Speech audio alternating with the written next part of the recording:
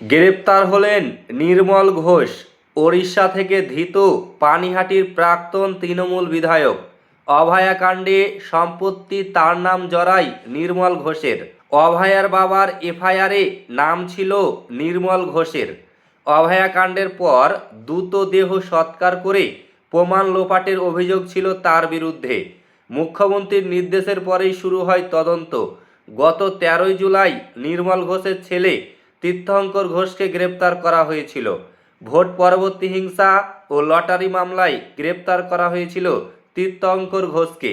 অভয়া মৃত্যুকাণ্ডে এবার পানিহাটির শ্মশানে তড়িঘড়ি দেহ সৎকারের অভিযোগে আলাদা করে তদন্ত করবে বলে জানিয়েছে রাজ্য পুলিশ।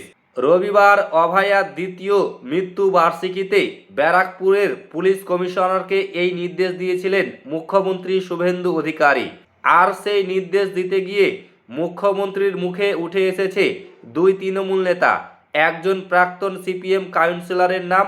সেই দিন পানিহাটিতে অভয়ার স্মরণসভায় গিয়ে মুখ্যমন্ত্রী বলেন, মাননীয়া রত্না দেবনাথের একটি চিঠি পেয়েছি। তিনি পূর্ণ তদন্তের জন্য আমাকে একটি চিঠি দিয়েছে। যেহেতু হাইকোর্ট এবং সুপ্রিম কোর্টের নজরদারিতে সিবিআই তদন্ত চলছে, তাই আমি মুখ্য সচিবকে এবং আমাদের সব বিশেষজ্ঞদের সাথে আলোচনা করে 1952 সালের স্পেশাল কমিশন অ্যাক্টের আওতায় ওনার চিঠির পরিপ্রেক্ষিতে পুনঃ তদন্তের ঘোষণা আজকে করে গেলাম। তার কয়েকদিনের মধ্যে পুলিশের জালে প্রাক্তন বিধায়ক। প্রসঙ্গত, গত সোমবার খর্দা থানায় অভিযোগ দায়ের করেছিলেন অভয়ার বাবা। তার অভিযোগের ভিত্তিতে নতুন করে এফআইআর দায়ের করে পুলিশ। অভিযোগপত্রে অভয়ার দেহ সৎকারের সময় একাধিক অনিয়ম এবং প্রভাব খাটানোর গুরুতর অভিযোগ তোলা হয়। অভয়ার বাবা লেখা চিঠিতে অভিযোগ করা হয়েছিল, মৃত্যুর পর কার্যত পরিবারের কাছ থেকে তার মেয়ের দেহ নিয়ে যাওয়া হয়েছিল। এমনকি শেষকৃত্য করার সুযোগও পরিবারকে দেওয়া হয়নি বলে দাবি করা হয়েছে।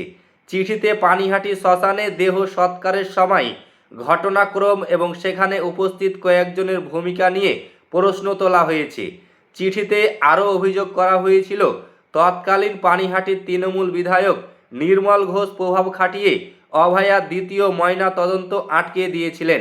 পাশাপাশি পানিহাটির পুরসভার প্রাক্তন চেয়ারম্যান সোমনাথদের নেতৃত্বে অভয়ার দেহ নিয়ে যাওয়া হয়েছিল বলে অভিযোগপত্রে দাবি করা হয়েছে। তো ফ্রেন্ডস, এই ছিল আজকের বিগ ব্রেকিং নিউজ। ভিডিওটি ভালো লাগলে লাইক করবেন, শেয়ার করবেন এবং ফেসবুক পেজটিকে ফলো করে নেবেন।